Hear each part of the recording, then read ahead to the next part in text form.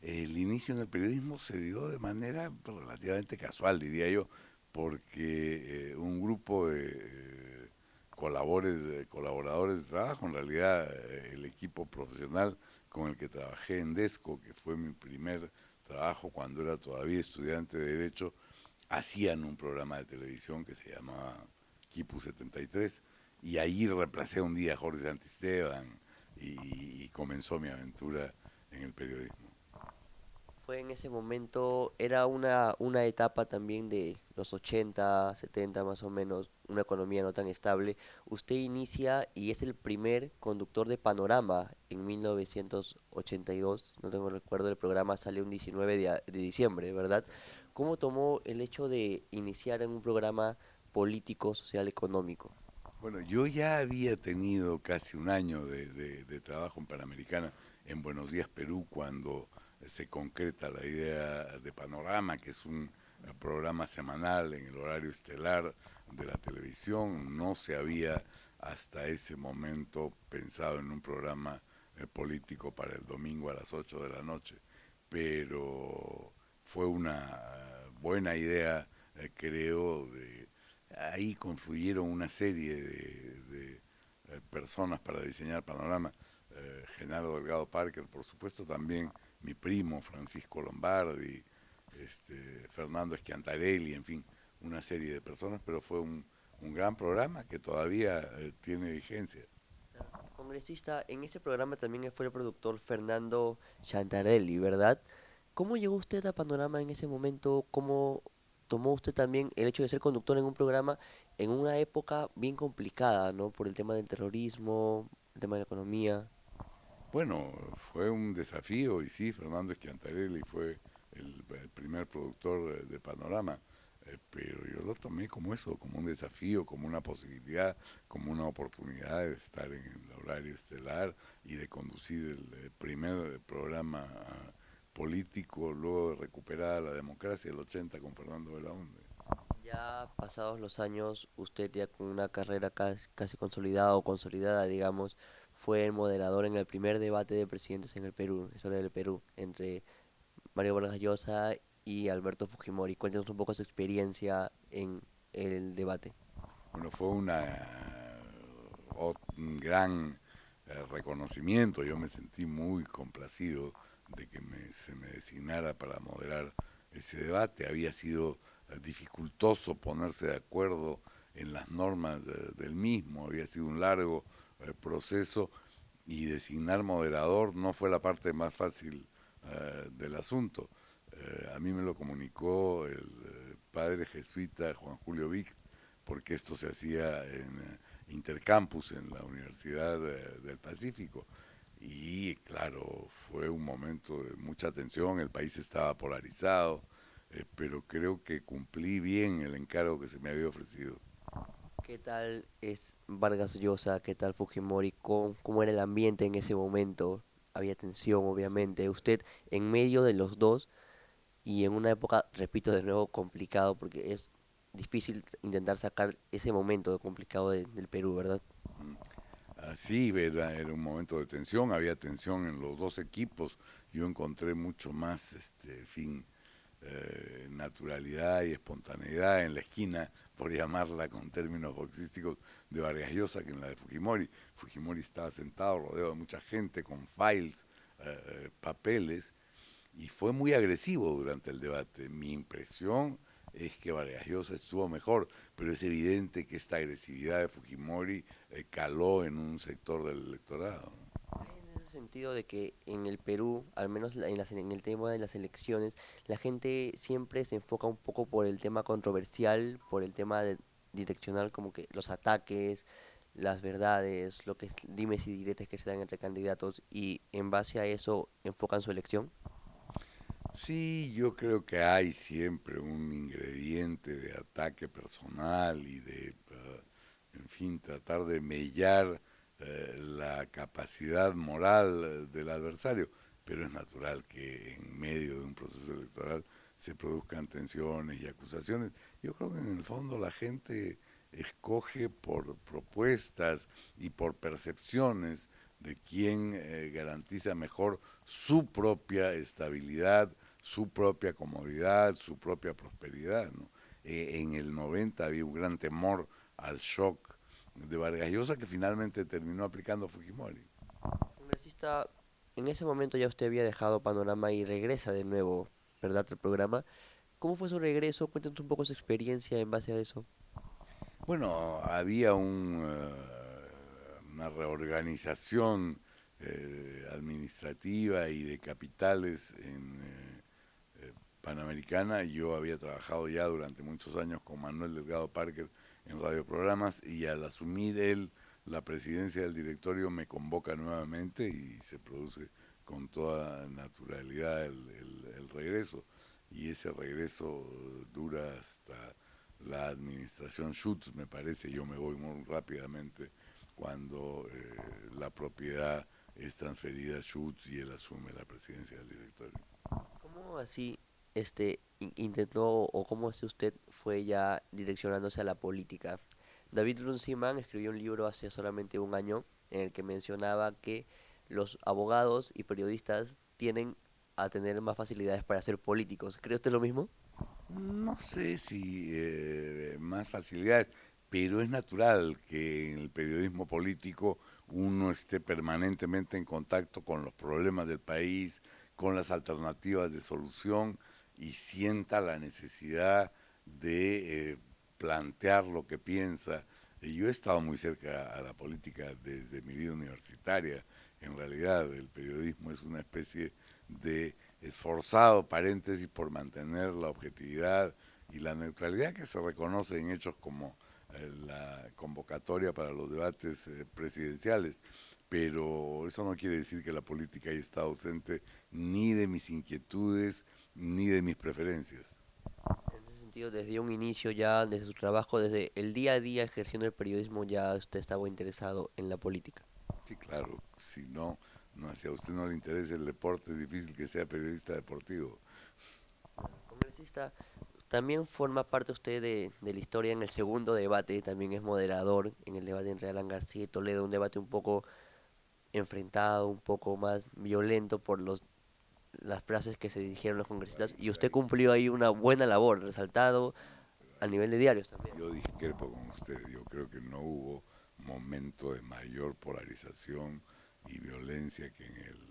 Usted era muy joven quizá o no había nacido, pero el 90 la cosa era verdaderamente aterradora, racista, con componentes de violencia verbal mucho mayores que el 2001 entre García y Toledo. Eso era juego de niños, era bromas, era la intención de García de abrumar a Toledo con su tamaño, dándole un abrazo que no estaba previsto al final del debate y Toledo poniendo a la manito en el voluminoso cuerpo de García, pero no hubo el nivel de violencia, ni el nivel de peligro, ni el nivel de crisis económica, ni el nivel de violencia política que usted ha mencionado de la época anterior. No, ya estábamos en plena restauración democrática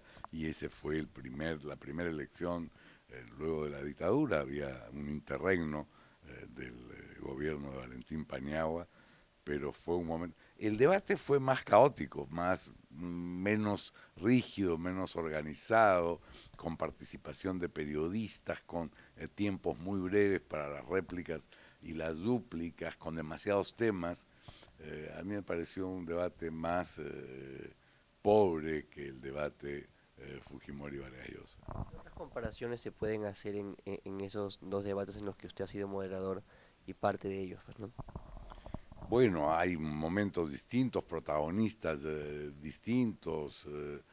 García daba la impresión de no hacer gala de todas sus dotes de orador y de polemista, y Toledo se defendió bien con la asesoría de algunos especialistas en comunicación y de algunos de sus partidarios más cercanos. Bruce, por ejemplo, era uno que se le acercaba mucho durante las pausas, que estuvo lleno de pausas. y creo que realmente con resultados distintos, ¿no? Un debate da inicio a esta sucesión de gobiernos democráticos, me refiero al de Toledo García, y el otro concluye en una ruptura del orden democrático. Congresista, un momento para abrirnos paso a otro tema y regresar a la política más adelante. Usted también ha sido conductor de un programa como ¿Quién quiere ser millonario? El Comercio sacó una lista de los 10 programas en televisión más recordados y figura también el programa que condució usted. ¿Cómo llegó a conocer un programa de esa naturaleza cuando estaba más enfocado usted en la política? Bueno, porque me parecía un formato muy valioso. Tuvo que tener, esto es una franquicia, usted sabe, ¿no? Una franquicia inglesa, y se trabajó como franquicia también en el caso del Perú con Global Televisión, y tuvo que hacerse una serie de adecuaciones que creo que atentaron contra el éxito que el programa ha tenido por sucesivas temporadas en otras latitudes. Aquí no se podía hacer una llamada directa al programa para la participación, sino que había que comprar una tarjeta, que era la manera de financiar los premios. Pero fue un programa magnífico, de que yo me siento muy orgulloso, y de hecho mi conocimiento entre los más jóvenes tiene que ver no con mi trayectoria de periodista político, sino con mi paso breve de un solo año por quien quiere ser millonario.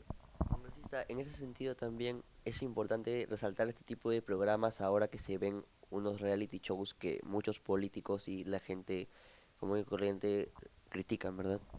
Sí, ojalá hubiera más programas de concurso que fomenten. Este era un programa además que no solo fomentaba el interés por saber, por conocer el país o diversas disciplinas, sino que juntaba a la familia, ¿no? Porque era para el abuelo y para el nieto.